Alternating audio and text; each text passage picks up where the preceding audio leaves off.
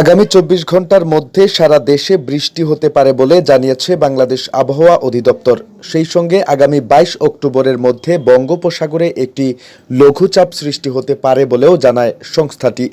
শনিবার বাংলাদেশ আবহাওয়া অধিদপ্তরের আবহাওয়াবিদ মোহাম্মদ বজলুর রশিদের দেওয়া পরবর্তী আবহাওয়ার পূর্বাভাসে এই তথ্য জানানো হয়। আবহাওয়া অধিদপ্তর জানায়, খুলনা, বরিশাল ও সিলেট বিভাগের কিছু কিছু জায়গায় এবং রংপুর, রাজশাহী, ঢাকা, ময়মনসিংহ ও চট্টগ্রাম বিভাগের দু-এক জায়গায় অস্থায়ীভাবে দমকা হাওয়াসহ বৃষ্টি অথবা বজ্রসহ বৃষ্টি হতে পারে। সারা দেশে দিনের তাপমাত্রা সামান্য বৃদ্ধি পেতে পারে এবং রাতের তাপমাত্রা প্রায় অপরিবর্তিত থাকতে পারে। এদিন অস্থায়ীভাবে আংশিক মেঘলা আকাশসহ সারা দেশের আবহাওয়া প্রধানত শুষ্ক থাকতে পারে। সারা দেশে দিনের তাপমাত্রা সামান্য বৃদ্ধি পেতে পারে এবং রাতের তাপমাত্রা প্রায় অপরিবর্তিত থাকতে পারে।